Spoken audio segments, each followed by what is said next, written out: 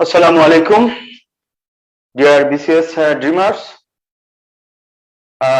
আমি Mohammad Shahjahan Ali Milan sir, 31st BCS international affairs written based.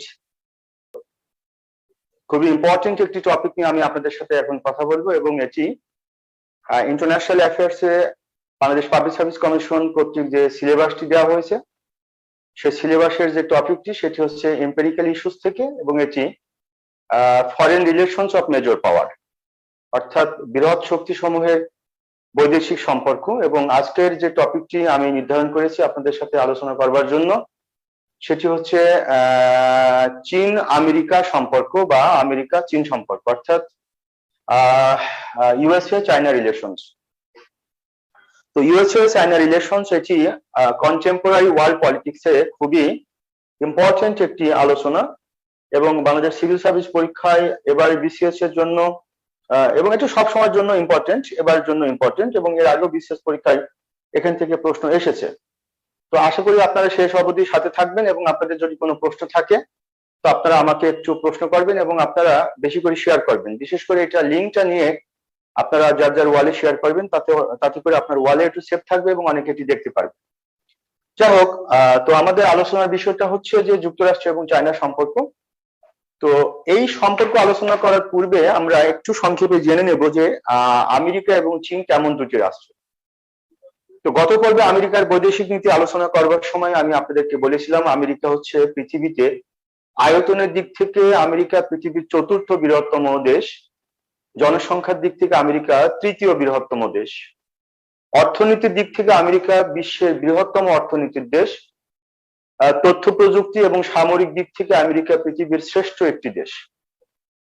America যেহেতু পৃথিবীর একটি বৃহত্তম অর্থনীতির দেশ, কাজেই বিশ্বের উন্নয়নশীল এবং দরিদ্র দেশগুলোকে আর্থিক সাহায্য দানের মাধ্যমে তাদের উপর একটি ইনফ্লুয়েন্স ক্রিয়েট করে রাখে আমেরিকা। ইনফ্যাক্ট আমেরিকা এক ধরনের পাওয়ার ইউজ করে, এটি হার্ড পাওয়ার এবং সফট পাওয়ার মিলে, অর্থাৎ স্মার্ট পাওয়ার আমেরিকা ইউজ করে বিশ্বের বিভিন্ন দেশের উপরে তার ইনফ্লুয়েন্স ক্রিয়েট করে। আমেরিকা বিশ্বের second largest democratic state. In fact people's republic of India এর পরেই আমেরিকা হচ্ছে সেকেন্ড লার্জেস্ট ডেমোক্রেটিক স্টেট। যেহেতু সে ডেমোক্রেটিক স্টেট, সুতরাং ওয়ার্ল্ড ওয়াইড ডেমোক্রেসিকে প্রমোট করা, পেট্রোনাইজ করা, এটি আমেরিকার আনরিটেন স্টেট পলিসি। আমেরিকা পৃথিবীর লার্জেস্ট ক্যাপিটালিস্ট কান্ট্রি। সো আমেরিকার unwritten state policy, what is good for capitalism is good for USA, and what is good for USA is good for the world. এটা হচ্ছে আমেরিকার unwritten state policy. স্নায়ু যুদ্ধের পরে, অর্থাৎ Soviet এবং আমেরিকার পরে, সোভিয়েত এবং আমেরিকার মধ্যে স্নায়ু যুদ্ধ সমাপ্ত হবার পরে মার্কিন যুক্তরাষ্ট্র বা আমেরিকা দীর্ঘদিন যাবৎ একক সুপার পাওয়ার হিসাবে পৃথিবীতে সমাসীন ছিল। এখন পৃথিবীতে বিশ্ব রাজনীতির অনেক পরিবর্তন আসছে। অনেক রাষ্ট্র এখন বিশ্ব রাজনীতির যে আসসালামু আলাইকুম স্যার আলামিন, থ্যাংক ইউ সো মাচ আলামিন, এভাবে বিশ্ব রাজনীতিতে একটা পরিবর্তন এসেছে। এই পরিবর্তনশীল বিশ্ব ব্যবস্থায় একটা সময়ে আমেরিকার কম্পিটিটর হিসাবে যে সোভিয়েত ইউনিয়ন ছিল, সে সোভিয়েত ইউনিয়ন কলাপস করেছে, বাট সেই সোভিয়েতের মতো আরেকটি রাষ্ট্র আমেরিকার সমকক্ষ রাষ্ট্র হিসাবে বিশ্ব অর্থনীতিতে, বিশ্ব বাণিজ্য নীতিতে, বিশ্ব ভূ রাজনীতিতে আমেরিকার সমকক্ষ রাষ্ট্র হিসাবে আরেকটি রাষ্ট্র ইমার্জ করেছে বা করতে যাচ্ছে, সেটি হচ্ছে যে গণপ্রজাতন্ত্রী চীন বা পিপলস রিপাবলিক অফ চায়না। সঙ্গত কারণে আমেরিকা তার সমকক্ষ কোন রাষ্ট্র বিশ্ব রাজনীতিতে আবির্ভাব হোক, আমেরিকা এটি কখনো চায় না। কিন্তু আমেরিকার এই অপ্রত্যাশিত ভাবেই পিপলস রিপাবলিক অফ চায়নার যে উত্থান, এটি আমেরিকার কাছে নিঃসন্দেহে এক ধরনের শঙ্কার কারণ, আতঙ্কও বটে। যে কারণে আমরা সাম্প্রতিক সময়গুলোতে দেখছি আমেরিকার সাথে চীনের বিভিন্ন ইস্যুতে বিভিন্ন কনফ্লিক্ট গুলো হচ্ছে। এখন আমরা আমেরিকা সম্পর্কে সংক্ষেপে জানলাম, এবার যদি চীনের সম্পর্কে দেখি, তাহলে চীন হচ্ছে এমন একটি রাষ্ট্র যে পৃথিবীতে, চীন জনসংখ্যার দিক থেকে পৃথিবীর সবচেয়ে বৃহত্তম রাষ্ট্র হচ্ছে চীন, অর্থাৎ পৃথিবীর লার্জেস্ট পপুলাস স্টেট হলো চীন জনসংখ্যার দিক থেকে। আয়তনের দিক থেকে চীন পৃথিবীর তৃতীয় বৃহত্তম দেশ, তৃতীয় বৃহত্তম দেশ, অর্থাৎ রাশিয়ার পরে কানাডা, তারপরে চীন আয়তনের দিক থেকে। আর জনসংখ্যার দিক থেকে চীন হচ্ছে পৃথিবীর বৃহত্তম দেশ। অর্থনীতির দিক থেকে পৃথিবীতে চীন হচ্ছে সেকেন্ড লার্জেস্ট ইকোনমিক স্টেট। যদিও জিডিপির দিক থেকে বা পিপিপির দিক থেকে চীন আমেরিকাকে ছাপিয়ে গিয়েছে। এবং বিভিন্ন ইন্টারন্যাশনাল অর্গানাইজেশন বা ইন্টারন্যাশনাল বিভিন্ন রিসার্চ ইনস্টিটিউটের রিসার্চে জানা গিয়েছে যে আগামী 2030 সাল নাগাদ, আগামী 2030 সাল নাগাদ 2030 আমেরিকার অর্থনীতিকে চীন কমপ্লিটলি ছাপিয়ে যাবে, অর্থাৎ আমেরিকাকে চীন টপকে যাবে বিশ্ব অর্থনীতিতে, যেটি আমেরিকার সাথে চীনের যে দ্বৈরথ বিশ্বব্যাপী তার অন্যতম একটি কারণ। তো চীন হচ্ছে সামরিক দিক থেকে, চীন সেনাবাহিনীর দিক থেকে পৃথিবীর লার্জেস্ট একটি ল্যান্ড ফোর্সের রাষ্ট্র, 14টি দেশের সাথে চীনের সীমান্ত রয়েছে। তো চীনের যে বৈদেশিক নীতি, আমরা গতদিন আলোচনা করেছিলাম আমেরিকার বৈদেশিক নীতি, সেটা দ্বিতীয় বিশ্বযুদ্ধের আগে এক ধরনের বৈদেশিক নীতি ছিল এবং সেটি ছিল policy of neutrality, policy of আইসোলেশনের মাধ্যমে ওয়ার্ল্ড পলিটিক্সে নিজেকে সম্পৃক্ত না করা, এটা ছিল আমেরিকান ফরেন পলিসি, সেটা সেকেন্ড ওয়ার্ল্ড ওয়ারের পূর্বে ছিল। এরপরে কোল্ড ওয়ার শুরু হওয়ার আগে এবং সেকেন্ড ওয়ার্ল্ড ওয়ারের পরে যে আমেরিকান ফরেন পলিসি, সেটা হচ্ছে ফ্যাসিস্ট মুসোলিনি এবং টোটালিটারিয়ানিস্ট জার্মানির হিটলারকে প্রতিহত করা, এটা ছিল আমেরিকার এক ধরনের আনরিটেন স্টেট পলিসি। এবং সেই সাথে জাপানকে এবং ইতালিকে এবং জার্মানিকে দ্বিতীয় বিশ্বযুদ্ধে কলাপস করা, এটা হচ্ছে আমেরিকার এবং তার মিত্রদের একটি পলিসি ছিল। সেকেন্ড ওয়ার্ল্ড ওয়ার পরে আমেরিকার যে বৈদেশিক নীতি, অর্থাৎ সেকেন্ড ওয়ার্ল্ড ওয়ারের পরে বলতে কোল্ড ওয়ার কালীন, সে সময় আমেরিকার বৈদেশিক নীতি ছিল সোভিয়েতকে বিশ্বব্যাপী প্রতিহত করা, সোভিয়েতের সাম্যবাদ ব্যবস্থাকে প্রতিহত করা, সোভিয়েত ইউনিয়নকে বিশ্বব্যাপী মোকাবেলা করা, এটা ছিল আমেরিকার এই একটা মাত্র তার ফরেন পলিসি, যেটি ট্রুম্যান ডক্ট্রিন বা মার্শাল প্ল্যান বা বিভিন্ন ভাবে মিলিটারি অ্যালায়েন্স ফরমেশন, বিভিন্ন ইকোনমিক অ্যাসিস্ট্যান্স প্রোভাইড করা, তার মিত্র রাষ্ট্রগুলোকে সোভিয়েতকে কাউন্টার করা, এটা হচ্ছে আমেরিকান একটি পলিসি ছিল কোল্ড ওয়ারের পরে। আচ্ছা, তো আপনাদের যদি কোনো প্রশ্নগুলো থাকে সেক্ষেত্রে আপনারা আমাকে একটু প্রশ্ন করবেন, হ্যাঁ, এবং আপনারা সবাই সাথে থাকবেন, খুব ইম্পর্টেন্ট ডিসকাশন হচ্ছে। এটা ছিল হচ্ছে আমেরিকার ফরেন পলিসি সেকেন্ড ওয়ার্ল্ড ওয়ারের পরে। ইনফ্যাক্ট ওয়ার্ল্ড ওয়াইড একক সুপার পাওয়ার হিসেবে বিশ্ব আমেরিকা অবস্থানকে সুসংহত করে এবং সুদৃঢ় করে, এটা সেকেন্ড ওয়ার্ল্ড ওয়ার পরে, কোল্ড ওয়ারের পরে আমেরিকান ফরেন পলিসি ছিল। এরপরে 1991 এ সোভিয়েত কলাপস করার পরে ঠিক আমেরিকা তার একক শক্তিমত্তাকে দীর্ঘদিন যাবত ধরে রেখেছিল। পরবর্তীতে বিভিন্ন ইস্যুতে আমেরিকা কোণঠাসা হয়ে গিয়েছে এবং রাইট নাও পৃথিবীতে আমেরিকা একটি সুপার পাওয়ার রাষ্ট্র, বাট সবকিছু আমেরিকার নিয়ন্ত্রণে আছে এটা আমরা বলবো না। এখন ওয়ার্ল্ড পলিটিক্স এর বিভিন্ন পোলারাইজেশন হচ্ছে, বিভিন্ন রিজিওনাল পাওয়ার গুলো ইমার্জ করছে এবং এই ইমার্জিং রিজিওনাল শক্তিগুলো আস্তে আস্তে গ্লোবাল পাওয়ার হিসেবে ইমার্জ করছে, যে কারণে ওয়ার্ল্ড পলিটিক্স এর একটা নিউ পোলারাইজেশন আমরা দেখতে পাচ্ছি। এখন আসেন, সেটা হচ্ছে চীনের অবস্থানটা কি। চীন হলো একটি আয়তনে, আমি আবারও বলছি, চীন হচ্ছে আয়তনে পৃথিবীর তৃতীয় বৃহত্তম একটি দেশ, জনসংখ্যায় পৃথিবীর বৃহত্তম একটি দেশ, অর্থনৈতিক দিক থেকে এটি পৃথিবীর দ্বিতীয় বৃহত্তম দেশ, যদিও জিডিপির দিক থেকে চীন আমেরিকাকে ছাপিয়ে গিয়েছে। চীনের যে পররাষ্ট্র নীতি, এটি কখনো অ্যাগ্রেসিভ পররাষ্ট্র নীতি না, অ্যাটলিস্ট চীনের যে ঐতিহ্য সেটা ইন্ডিকেট করে না। চীন সবসময় তার ভূভাগের বা তার ভূখণ্ডের অখণ্ডতা রক্ষা করা, নিজের স্বাধীনতা এবং সার্বভৌমত্বকে টিকিয়ে রাখা, বিশ্বব্যাপী বাণিজ্য, বিনিয়োগ, হ্যাঁ, অবকাঠামো নির্মাণ, এগুলোকে চীন গুরুত্ব দিয়ে তার বৈদেশিক নীতি প্রণয়ন করে। একই সাথে চীন তার রাজনৈতিক আদর্শ হিসাবে সে কমিউনিজমকে বিলং করে, আবার অর্থনৈতিক আদর্শ হিসাবে সে মার্কেট ইকোনমিকে প্রমোট করে। বিশেষ করে চীনের চাইনিজ লিডার দেং জিয়াওপিং এর আমল থেকেই মূলত, অর্থাৎ 1949 এ মাও সেতুং এর নেতৃত্বে চীন কমিউনিজম গ্রহণ করে এবং মাও সেতুং এর মৃত্যুর পরে দেং জিয়াওপিং এর আমল থেকে চীন মার্কেট ইকোনমি গ্রহণ করে। টোটালি কমিউনিজমকেও সে ধরে রাখে না, আবার টোটাল অ্যাবসলিউট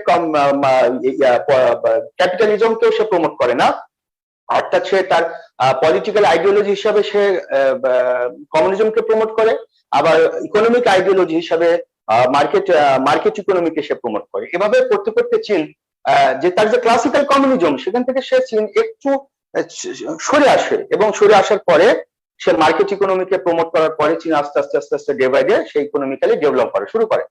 এবং 2001 সালে চীন যখন ওয়ার্ল্ড ট্রেড অর্গানাইজেশন অর্থাৎ বিশ্ব বাণিজ্য সংস্থার মেম্বার হয় চায়না, এভাবে সে অবাধ বাণিজ্য বা মুক্ত বাণিজ্য ব্যবস্থাকে গ্রহণ করে। এটি চীনকে সুবিধা করে দেয়, কারণ চীন খুব সহজেই যে কোনো প্রোডাক্ট তৈরি করতে পারে এবং সেই প্রোডাক্টটি খুব স্বল্প মূল্যে যে কোনো দেশের চাহিদা সম্পন্ন একটা পণ্য চীন তৈরি করতে পারে এবং সেই পণ্যটা বিশ্বব্যাপী ছড়িয়ে দিয়ে চীন খুব সহজেই ইকোনমিক্যালি ডেভেলপ করতে পারে। এটা হচ্ছে চীনের একটা বড় বৈশিষ্ট্য। যেহেতু পৃথিবীর সে লার্জেস্ট পপুলাস স্টেট, সুতরাং তার জনসংখ্যাগুলো কিন্তু এফিশিয়েন্ট এবং স্কিল, হ্যাঁ, এবং এই তার যে জনসংখ্যাগুলো হচ্ছে ম্যান পাওয়ার। সো বিশ্বের যে কোনো রাষ্ট্র তারা চিপ লেবার কস্ট কে গুরুত্ব দিয়ে যখন ইনভেস্ট করে তখন চীনকে তারা বেছে নেয়। ইনফ্যাক্ট চীনের হিউজ পপুলেশন রয়েছে এবং তাদের লেবার কস্ট খুব কম এবং তারা এফিসিয়েন্ট এবং স্কিল, দ্যাট ইজ ওয়াই চীন বিনিয়োগের ক্ষেত্রে একটি বড় ক্ষেত্র হিসেবে বিশ্ব রাজনীতিতে বিবেচিত হয়। সুতরাং দেখা যাচ্ছে যে চীন এই কারণে চীন বিশ্বব্যাপী বেশ বিনিয়োগের একটা বড় সেক্টর হিসাবে চীন বিবেচিত হচ্ছে। এভাবে চীন মার্কেট ইকোনমি গ্রহণ করেছে, তারপর হচ্ছে তার এফিসিয়েন্ট এবং স্কিল ম্যান পাওয়ার, এটা চীনকে অর্থনৈতিক ভাবে বেশ সুবিধা এনে দিচ্ছে। এবং আমরা যদি চীনের প্রিভিয়াস হিস্ট্রিটা দেখি, যাই হোক এভাবে আমি প্রিভিয়াস হিস্ট্রিটা আমি করে যাচ্ছি। এভাবে চীন তার মার্কেট ইকোনমিকে ধরে রেখে বিশ্বের বিভিন্ন দেশের সাথে সে তার বাণিজ্য করা শুরু করেছে এবং একটা পর্যায়ে চীন বিভিন্ন দেশে এক্সপোর্ট করতে করতে করতে করতে একটা পর্যায়ে চীনের অনেক দিক থেকে তার ইকোনমিক ডেভেলপ হচ্ছে। এখন সেই ইনভেস্টররা ফরেন ডিরেক্ট ইনভেস্টমেন্ট তাদের দেশে প্রচুর হচ্ছে, তাদের এফিসিয়েন্ট এবং স্কিল ম্যান পাওয়ারের কারণে হিউজ পরিমাণ ইনভেস্টমেন্ট হচ্ছে, চীন সহজে প্রোডাক্ট তৈরি করছে, বাইরে দেশে বিক্রি করছে, এক্সপোর্ট করে চীন তার ইকোনমিক ডিপ্লোমেসিকে যেমন ডেভেলপ করছে, তেমনি ইকোনমিক ডিপ্লোমেসির একটা পার্ট হিসাবে সে এক্সপোর্টকে ডেভেলপ করছে, আবার ফরেন ডিরেক্ট ইনভেস্টমেন্টকেও চীন ডেভেলপ করছে। সবকিছু কারণে আবার চীন প্রচুর পরিমাণ হিউজ প্রডিউস করছে, আবার মার্কেট ইকোনমি ধরে রাখার কারণে চীন সহজেই বাইরে দেশে সে ছড়িয়ে দিতে পারছে। এই সমস্ত কারণে চীনের economic growth day by day কি হচ্ছে, ইনক্রিজ হচ্ছে। আর আগে বলেছি চীন ব্যবসা বুঝে, বাণিজ্য বুঝে, হ্যাঁ, অবকাঠামো নির্মাণ সহ অনেকগুলো এই সমস্ত কাজে চীন এক্সপার্ট বিশ্বব্যাপী। এখন চীনের সাথে ইউএসএ যে রিলেশন, সেই রিলেশনটা আমরা কয়েকটি ভাগে ভাগ করব। অর্থাৎ চীনের সাথে ইউএসএ রিলেশনসটা কি traditionally they are global competitor, নাকি once upon a time they were strategic partner, তারা একে অপরের কৌশলগত অংশীদার ছিল, নাকি তারা রাইট নাও তাদের মধ্যে রিলেশনসটা কি? তাহলে আমরা একটু দেখি। Once upon a time China অনেকগুলো রাজ্যে বিভক্ত ছিল, সেই রাজ্যগুলোকে একত্রিত করে একটা চীনে পরিণত করেন। তার নাম হচ্ছে ডক্টর সান ইয়াত সেন, যাকে বলে ফাদার অফ মডার্ন চায়না, আধুনিক চীনের জনক বলে ডক্টর সান ইয়াত সেনকে। সান ইয়াত সেনে চীনে ক্ষমতা আসেন এবং তার মৃত্যুর পরে চীনে ক্ষমতা আসেন একজন আর্মি পার্সন যার নাম হলো চিয়াং কাইশেক।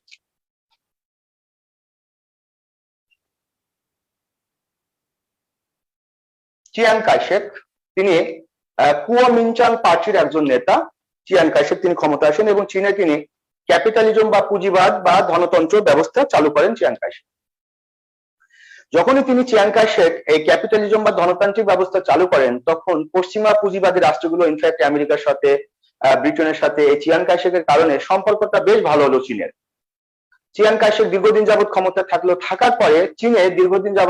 থাকার পরে চীনে হঠাৎ একটা সিভিল ওয়ার শুরু হলো, অর্থাৎ চাইনিজ সিভিল ওয়ার, অর্থাৎ চীনা গৃহযুদ্ধ। সেই গৃহযুদ্ধে সিপিসি অর্থাৎ চাইনিজ কমিউনিস্ট পার্টি বা কমিউনিস্ট পার্টি অফ চায়না, এর সাথে চিয়াং কাইশেকের যে পুঁজিবাদী দল কুওমিনচাং পার্টির একটি যুদ্ধ হয়েছে, যাকে বলে Chinese civil war. Specially mention that Chinese communist party of China অর্থাৎ সিপিসি বা চায়না কমিউনিস্ট পার্টির যে লিডার, তার নাম হচ্ছে মাও সেতুং। সে মাও সেতুং 1949-এ এই চিয়াং কাইশেককে, মাও সেতুং, এই মাও সেতুং 1949-এ চীনে চিয়াং কাইশেককে হটিয়ে চীনে কমিউনিস্ট রেভলিউশনের মাধ্যমে চীনকে কমিউনিস্ট রাষ্ট্র হিসেবে প্রতিষ্ঠা করে। যখনই 1949-এ চীন মাও সেতুংয়ের নেতৃত্বে কমিউনিজম গ্রহণ করে, আর চিয়াং কাইশেককে মেইনল্যান্ডের চীন থেকে বিতাড়িত করে তাকে তাড়িয়ে দিয়ে পাঠানো হয় কোন জায়গায়, ফরমোজা দ্বীপে, যেখানে সেই তাইওয়ান নামক একটি রাষ্ট্র গঠন করে চিয়াং কাইশেক। 49-এ মাও সেতুং চীনের কমিউনিজম প্রতিষ্ঠা করার পর থেকে ক্যাপিটালিস্ট আমেরিকার সাথে চীনের সম্পর্কে চরমভাবে একটি ভাটা পড়ে। Because at that time USA এবং সোভিয়েত রাশিয়ার মধ্যে একটি বড় আকারের যুদ্ধ হয়েছে, যেটির নাম হচ্ছে কোল্ড ওয়ার। তো 1949-এ যখন চীনে কমিউনিজম প্রতিষ্ঠিত হলো, এর ফলে আমেরিকার সাথে চীনের সম্পর্কে চরম অবনতি হলো। অথচ তার পূর্বে কিন্তু আমেরিকার সাথে চীনের একটি ভালো সম্পর্ক ছিল, বিশেষ করে চিয়াং কাইশেকের আমলে, যে সময় চিয়াং কাইশেক ক্যাপিটালিজম প্রতিষ্ঠা করেছিল। 49-এর পরে অর্থাৎ 1950 থেকে একেবারে 71 পর্যন্ত, বলা যেতে পারে 71 পর্যন্ত আমেরিকার সাথে চীনের সম্পর্কটা বেশ খারাপ ছিল। মাঝখানে সোভিয়েতের সাথে চীনের একটি দূরত্ব তৈরি হতে পারে, সেখানে যে ভ্যাকুয়াম সৃষ্টি হয়, রিলেশনস ভ্যাকুয়াম সৃষ্টি হয়, সে ভ্যাকুয়ামে আমেরিকা সহজে জায়গা করে নিল এবং সেটি ছিল 1971-এ একটি বিশেষ ডিপ্লোমেসি, যার নাম হচ্ছে পিং পং ডিপ্লোমেসি। আপনাদেরকে একটা কথা বলে রাখি, একটা উন্মুক্ত ক্লাস, লাইভ ক্লাস, এটি আমি নট মোর দেন 1 আওয়ার, 1 ঘন্টার বেশি ক্লাসটি নেব না। বিশেষ 3+ এর আয়োজনে 6 দিন ব্যাপী ফ্রি ক্লাস চলছে, তার মধ্যে আজকে 5ম দিন। তো আমেরিকা চীন সম্পর্ক এটি আমার 3 ঘন্টা লাগে পড়াতে ক্লাসে। আমেরিকার সাথে চীনের ইকোনমিক রিলেশনস কি, আমেরিকার সাথে চীনের ট্রেড রিলেশনস কি, মিলিটারি রিলেশনস কি, আমেরিকার সাথে চীনের জিওপলিটিক্যাল রিলেশনস কি, আমেরিকার সাথে চীনের ঐতিহ্যগত রিলেশনস কি, ভূ রাজনৈতিক রিলেশনস কি, আগামী দিনে কোন দিকে যাবে। অনেক সময় লাগে এই ক্লাসটা নিতে, কিন্তু অল্প সময়ের মধ্যে আমি আপনাদের জাস্ট মূল কথাগুলো বলবো, আপনারা সহজেই বুঝে যাবেন। এখন আসেন, এভাবে 1949-এ মাও সেতুং চীনের কমিউনিজম প্রতিষ্ঠা করার পরে আমেরিকার সাথে চীনের সম্পর্কের একটা অবনতি হয়। ইনফ্যাক্ট সোভিয়েতের সাথে চীনের সম্পর্কের অবনতি হওয়ার আগ মুহূর্ত পর্যন্ত আমেরিকার সাথে চীনের সম্পর্ক চরম খারাপ হয়। 1947-এ যখন American president Harry S Truman কর্তৃক তার যে ট্রুম্যান নীতি, তারই একটা অংশ ছিল troops concentration is necessary to contain aggressive China. In fact আপনি যদি দেখেন 1950 থেকে 53 পর্যন্ত কোরিয়ান ওয়ারেও আমেরিকা এবং চীন দুজন বিপক্ষে অবস্থান গ্রহণ করেছে। চীন নর্থ কোরিয়াকে সাপোর্ট দিয়েছে, তো আমেরিকা সাউথ কোরিয়াকে সাপোর্ট দিয়েছে। 1950 থেকে 55 থেকে 75 পর্যন্ত ভিয়েতনাম ওয়ারে আমেরিকা সাউথ ভিয়েতনামকে সমর্থন দিয়েছে, তো চীন নর্থ ভিয়েতনামকে সমর্থন দিয়েছে। তার মানে দুটো রাষ্ট্রের মধ্যে সম্পর্কটা অবনতি হয়েছে। বাট 1971-এ দুটো ঘটনা, সেটা চীনের সাথে আমেরিকার সম্পর্ককে খুবই কাছাকাছি করে দিল। ঘটনা নাম্বার 1 হচ্ছে যে 1971-এ জাপানের নাগোয়াতে ওয়ার্ল্ড টেবিল টেনিস প্রতিযোগিতা অনুষ্ঠিত হয়েছিল। তখন এই জাপানের নাগোয়াতে ওয়ার্ল্ড টেবিল টেনিস প্রতিযোগিতায় আমেরিকান টেবিল টেনিস ক্রীড়াবিদরা অনুষ্ঠানে অংশগ্রহণ করে। তো চাইনিজ টেবিল টেনিস খেলোয়াড়রা তখন আমেরিকান টেবিল টেনিস খেলোয়াড়দেরকে ইনভাইট করে যে তোমরা জাপান থেকে টেবিল টেনিস খেলে চীনে টেবিল টেনিস খেলতে আসবা। তো আমেরিকান খেলোয়াড়রা চীনের ইনভাইটেশন অ্যাকসেপ্ট করে এবং আমেরিকান টেবিল টেনিস খেলোয়াড়রা চীনে টেবিল টেনিস খেলতে আসে। টেবিল টেনিস খেলার সময়ে 1971-এ ডিউরিং আওয়ার লিবারেশন ওয়ার, সেই সময় টেবিল টেনিস খেলার সময়, এবং সেটা ছিল এপ্রিল মাসে সে সময় আমেরিকান টেবিল টেনিস খেলোয়াড়রা চীনে টেবিল টেনিস খেলতে আসে। খেলার পরে আমেরিকান খেলোয়াড়দের সাথে চাইনিজ খেলোয়াড়দের একটা সম্পর্ক তৈরি হয়। তখন Chinese PM Zhou Enlai American খেলোয়াড়দেরকে উদ্দেশ্য করে বলে, you opened a new phase of relationship between people's republic of China and United States of America. তোমরা জাপান থেকে চীনে টেবিল টেনিস খেলতে এসে আমেরিকা এবং চীনের মধ্যে সম্পর্কের এক নবদিগন্ত উন্মোচন করলে। এই যে টেবিল টেনিস খেলার যে সাদা গোল বল, এই বলটিকে বলা হয় পিং পং বল। ইতিহাসে এই সম্পর্কটি জায়গা করে নিল পিং পং ডিপ্লোমেসি নামে। আমেরিকার সাথে চীনের একটা সম্পর্ক তৈরি হলো। During that time liberation war between people's republic liberation war between Islamic republic of Pakistan and বাংলাদেশের মধ্যে একটি লিবারেশন ওয়ার হচ্ছে। সেই সময়ে আমেরিকার সাথে চীনের একটি সম্পর্ক তৈরি হলো এবং দেখা গেল আমাদের লিবারেশন ওয়ারের এগেইনস্টে সোভিয়েত রাশিয়া যেহেতু আমাদের পক্ষ অবলম্বন করেছিল, আমেরিকা আমাদের বিপক্ষে চলে গেল। আবার ভারত আমাদের পক্ষে এসেছিল 1962-তে ভারত চীন যুদ্ধ, যে কারণে আমাদের লিবারেশন ওয়ারের বিপক্ষে অর্থাৎ পাকিস্তানের পক্ষে চলে গেল চায়না। তো দেখা গেল পাকিস্তানের পক্ষে চলে গেল চায়না, আবার পাকিস্তানের পক্ষে চলে গেছে আমেরিকা, কারণ আমেরিকার সাথে পাকিস্তানের একটা মিলিটারি ট্রিটি হয়েছে, এর আগেই সামরিক চুক্তি হয়েছে। যে কারণে 1971 সালে বাংলাদেশের মহান মুক্তিযুদ্ধে দেখা গেল চীন এবং আমেরিকা দুটো রাষ্ট্রই বাংলাদেশের বিপরীতে, অর্থাৎ বাংলাদেশের বিপক্ষে। চীন এবং আমেরিকা দুটো রাষ্ট্র যেহেতু বাংলাদেশের বিপরীতে বা বাংলাদেশের বিপক্ষে, সে কারণে চীনের সাথে আমেরিকার একটা সম্পর্ক ভালো হলো। এই ভালো হওয়ার পরের বছরে 1972-তে রিচার্ড নিক্সন ইউএস প্রেসিডেন্ট, 1972-তে Richard Nixon US president Richard Nixon সে চায়না সফর করলো। চায়না সফর করার পরে চীনের সাথে আমেরিকার একটি ভালো সম্পর্ক তৈরি হলো। বাই দিস টাইম সোভিয়েতের সাথে আমেরিকার সম্পর্ক চরমে পৌঁছেছে, অর্থাৎ সেই কোল্ড ওয়ারের সময়। একটা পর্যায়ে 1991-এ সোভিয়েত কলাপস করলো, সোভিয়েত ভেঙে গেল। আমেরিকা দৃশ্যত তার আর কোনো একক শত্রু রাষ্ট্র হিসেবে কাউকে পেল না, অর্থাৎ সে মনে করলো এখন সর্বদিক থেকে সে সিকিউরিটি, তার আর কোনো শত্রু নেই। এরপরে দেখা গেল 2001 সালে চীন যখন ডব্লিউটিওর মেম্বার হওয়ার পরে সে মুক্ত বাণিজ্য বা অবাধ বাণিজ্য নীতিকে প্রমোট করার প্রেক্ষিতে বিশ্বের বিভিন্ন দেশে তার সস্তা পণ্য যখন ছড়িয়ে দেওয়া শুরু করলো, তো এভাবে দেখা গেল চীন যখন মার্কেট ইকোনমি গ্রহণ করলো, চীন যখন ফ্রি ট্রেড ওয়ার্ল্ড ট্রেড অর্গানাইজেশনের সদস্য হলো, ডব্লিউটিওর মেম্বার হলো, হওয়ার পরে সে তার মার্কেট ইকোনমি গ্রহণ করে, সে তার ফ্রি মার্কেট ইকোনমি গ্রহণ করে চীন আস্তে আস্তে বিভিন্ন দেশে সে পণ্য ছড়িয়ে দিল। এভাবে চীন ডে বাই ডে ডেভেলপ করা শুরু করে। ডেভেলপ করতে করতে চীন একটা পর্যায়ে একটা ভালো অবস্থানে চলে গেল। একটা ঘটনা ঘটলো মাঝখানে, সেটা হচ্ছে যে এভাবে চীন চলতেছিল, পরবর্তীতে আমেরিকাতে নির্বাচন হলো। আমেরিকাতে নির্বাচনে 2008 সালে নির্বাচনে বারাক ওবামা ক্ষমতা আসলো। Barack Obama Democratic president. Barack Obama ক্ষমতা আসার পরে 2008 সালে নির্বাচনে ক্ষমতা আসার পরে বারাক ওবামা 2008 সালে নির্বাচনে আমেরিকার প্রেসিডেন্ট কি আসলো, সেটা হচ্ছে ওবামা। বারাক ওবামা 2008 সালে নির্বাচনে আমেরিকাতে ক্ষমতা আসলো। আসার পরে আফটার 2 ইয়ার্স ইন 2010 এবং 11 এই সময়ের মধ্যে আবার ওবামা তার বৈদেশিক নীতির ক্ষেত্রে নতুন একটি নীতি গ্রহণ করলো। নীতিটা হচ্ছে যে এশিয়ার দিকে আমেরিকা মনোনিবেশ করবে। আমেরিকা তার বৈদেশিক নীতির ক্ষেত্রে 3টা অঞ্চলকে গুরুত্ব দেয়, আমরা আগে জেনেছি। সেটা হচ্ছে ওয়েস্টার্ন ইউরোপ, মিডল ইস্ট এবং ফার ইস্ট এশিয়া অর্থাৎ দূরপ্রাচ্য। এবং আমেরিকা ওবামা এসে বলল 2008 সালে নির্বাচনের পরে যে আমরা আমাদের নেভাল পাওয়ারের 60% ডিপ্লয় করব ইন্ডিয়ান ওশিয়ান এবং প্যাসিফিক ওশিয়ান এই রিজিয়নে। অর্থাৎ এটিকে বলা হচ্ছে যে এশিয়াতে আমেরিকান কনসেন্ট্রেশন, আমেরিকান ফরেন পলিসিকে আস্তে আস্তে এশিয়ার দিকে কনসেন্ট্রেট করা। এই শব্দটিকে কি বলা হয়?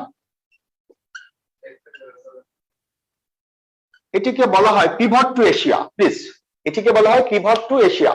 অর্থাৎ এশিয়াতে আমেরিকান ফরেন পলিসির একটা নতুন ভাবে আমেরিকা ফরেন পলিসির দিক থেকে আমেরিকা এশিয়াকে গুরুত্ব দিল ওবামার আমলে। এটিকে কি বলা হয়? Pivot two Asia. এভাবে ওবামা বলল যে 2020 সালের মধ্যেই আমরা আমাদের যে টোটাল নেভাল পাওয়ারের 60% কোথায় আমরা এশিয়াতে ডিপ্লয় করব। এশিয়া মহাদেশে বা এশিয়া অঞ্চলে আমরা টোটাল 60% আমরা ডিপ্লয় করব। এটা হচ্ছে 2020 সালের মধ্যে। বাট আমরা জানি পরবর্তীতে নির্বাচন হয়েছে এবং নির্বাচনে ওবামা 2 মেয়াদে ক্ষমতা ছিল। ক্ষমতা থাকার পরে 2020 সালে যে 2016 সালে একটা নির্বাচন হলো, সেই নির্বাচনে ওবামা অর্থাৎ ডেমোক্রেটিক পার্টি, ওবামা আর ডেমোক্রেটিক পার্টি ওবামা আমলেরই একজন পররাষ্ট্রমন্ত্রী, সেক্রেটারি অফ স্টেট এবং আমেরিকার এক্স প্রেসিডেন্ট হিলারি রডেম ক্লিন্টন, বিল ক্লিন্টনের ওয়াইফ হিলারি রডেম ক্লিন্টন 2016 সালের নির্বাচনে আমেরিকার ন্যাশনাল ইলেকশনে পার্টিসিপেট করলো এগেইনস্ট ডোনাল্ড ট্রাম্প। শেষ অবধি আমেরিকান জনগণ কাকে বেছে নিল? ডোনাল্ড ট্রাম্পকে বেছে নিল। দ্যাট মিনস রিপাবলিকানদেরকে বেছে নিল। যেহেতু রিপাবলিকান পার্টি ক্ষমতা আসলো, অর্থাৎ এখানে ট্রাম্প ক্ষমতা আসলো, যেহেতু হিলারি রডেম ক্ষমতায় আসতে পারেনি, সে কারণে হিলারি রডেম ক্লিন্টন সে ডেমোক্রেটিক থাকা সত্ত্বেও সে ডেমোক্রেটিক প্রেসিডেন্ট ওবামার যে ফরেন পলিসি সেটা সে প্রমোট করতে পারেনি। যে কারণে ক্ষমতা যখন আসলো, ট্রাম্প ক্ষমতা আসার আগে সে বলেছিল যে মেক আমেরিকা গ্রেট এগেন, আমার কাছে আমি আমেরিকাকে মহান করবো ক্ষমতা আসার পরে। এবং পরবর্তীতে আপনার তার যে বৈদেশিক নীতির ক্ষেত্রে আমেরিকাকে গুরুত্ব দেওয়া হবে, অর্থাৎ ফার্স্ট আমেরিকাই ফার্স্ট। এভাবে আমেরিকা 4 বছর ক্ষমতায় থাকাকালে ট্রাম্পের সাথে চীনের যে সম্পর্কটা আমরা দেখলাম, সেটা হলো যে ট্রাম্প ক্ষমতা আসার পরে ওবামার যে প্যাসিফিক ওশিয়ান এবং ইন্ডিয়ান ওশিয়ানে তার যে এশিয়াতে আমেরিকার যে কনসেন্ট্রেশন, সেটিকে যে পিভট টু এশিয়া নামে সে আখ্যায়িত করলো, সেটির নতুন নাম দিল, সেটি হচ্ছে আপনার ডোনাল্ড ট্রাম্প, সেটি হচ্ছে ইন্দো প্যাসিফিক স্ট্র্যাটেজি। হ্যাঁ, ইন্দো প্যাসিফিক স্ট্র্যাটেজি, সংক্ষেপে আইপিএস, অর্থাৎ ইন্দো প্যাসিফিক স্ট্র্যাটেজি। ট্রাম্প এসে ক্ষমতা এসে কি বললো? ক্ষমতা এসে বললো যে ইন্দো প্যাসিফিক স্ট্র্যাটেজি, অর্থাৎ ডোনাল্ড ট্রাম্পের বারাক ওবামার সেই পিভট টু এশিয়াকে ট্রাম্প এসে নাম দিল ইন্দো প্যাসিফিক স্ট্র্যাটেজি। এটির মাধ্যমে প্যাসিফিক ওশিয়ান এবং ইন্ডিয়ান ওশিয়ানের যে দেশগুলো রয়েছে, সেই দেশগুলোতে গণতন্ত্র প্রতিষ্ঠা করা, গণতন্ত্রের ধারাকে আরো সুসংহত করা, আরো সুদৃঢ় করা, সুশাসন প্রতিষ্ঠা করা এবং এই অঞ্চলের দেশগুলোর সাথে একটি বন্ধুত্বপূর্ণ সম্পর্ক এবং কৌশলগত একটি অংশীদারিত্বের ভিত্তিতে এই অংশে চীনের একক প্রভাব মোকাবেলা করা, রাশিয়ার প্রভাব মোকাবেলা করা, অর্থাৎ মার্কিন যুক্তরাষ্ট্র এবং তার মিত্র রাষ্ট্রগুলোর সাথে এই অঞ্চলের দেশগুলোর সাথে একটি সম্পর্ক তৈরি করা। এটিকে বলা হয় ইন্দো প্যাসিফিক স্ট্র্যাটেজি, যেটা বারাক ওবামার ছিল পিভট টু এশিয়া। আরেকটি ঘটনা আমরা যেটা দেখলাম, ট্রাম্পের আমলে চীনের সাথে সম্পর্কের একটি বড় খারাপ দিক হলো ট্রাম্পের আমলে চীনের একটি ট্রেড ওয়ার হলো। অর্থাৎ ট্রাম্প কিন্তু ব্যবসায়ী মানুষ, ট্রাম্প যেহেতু সে রাজনীতি চায়, ব্যবসাটা ভালো বোঝে, যে কারণে 2017 সালের দিকে ট্রাম্পের সাথে, অর্থাৎ শি জিনপিং এর বা চীনের সাথে আমেরিকার সাথে চীনের একটা যুদ্ধ শুরু হলো, যেটিকে বলে ট্রেড ওয়ার বা বাণিজ্য যুদ্ধ।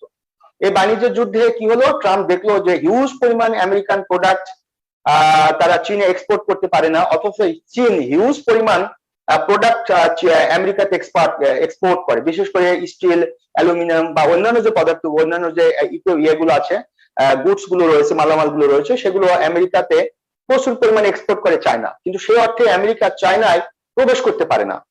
তখন আমেরিকার প্রেসিডেন্ট ডোনাল্ড ট্রাম্প চীনের পণ্যের উপরে প্রায় $6,000 কোটি পণ্যের উপরে সে শুল্ক আরোপ করলো, যেটা টোটালি গ্লোবালাইজেশন পরিপন্থী। এগেনস্টে চীন কি করলো, আমেরিকান 300 কোটি পণ্যের উপরে শুল্ক আরোপ করলো। এবং আমরা জানি যে জায়ান্ট হুয়াওয়ে কোম্পানি যেটি চীনের, সেটির সাথে অ্যাপেলের একটি বড় একটা দৈরথ সৃষ্টি হলো চীনের সাথে আমেরিকার। এই সমস্ত কারণে চীনের সাথে আমেরিকার ট্রাম্পের আমলে একটা বড় আকার কি হলো, বড় আকার একটা দ্বন্দ্ব শুরু হয়ে গেল, যেটাকে বলা হয় বাণিজ্য যুদ্ধ বা ট্রেড ওয়ার। ট্রাম্পের সাথে চীনের সম্পর্ক বা ট্রাম্প আমলে আমেরিকার সাথে চীনের সম্পর্কে একটা বড় অবনতি হয়েছে ট্রাম্পের আমলে। সর্বশেষ আমরা যেটা দেখলাম সেটি হলো যে, এবং এছাড়া তবে একটা মজার ব্যাপার হচ্ছে যে আপনার ট্রাম্পের সাথে চীনের এই বাণিজ্য যুদ্ধ ছাড়া বিশ্বব্যাপী ট্রাম্পের আমলে কিন্তু তেমন গুরুত্বপূর্ণ কোনো যুদ্ধে আমেরিকা সম্পৃক্ত হয়নি। এরপরে সর্বশেষ 2020 সালে আমেরিকাতে নির্বাচন হয়েছে। নির্বাচনে সবচেয়ে বয়স্ক একজন ব্যক্তি ক্ষমতায় এসেছেন, ডেমোক্রেটিক প্রেসিডেন্ট এবং ex vice president mister Joe Biden.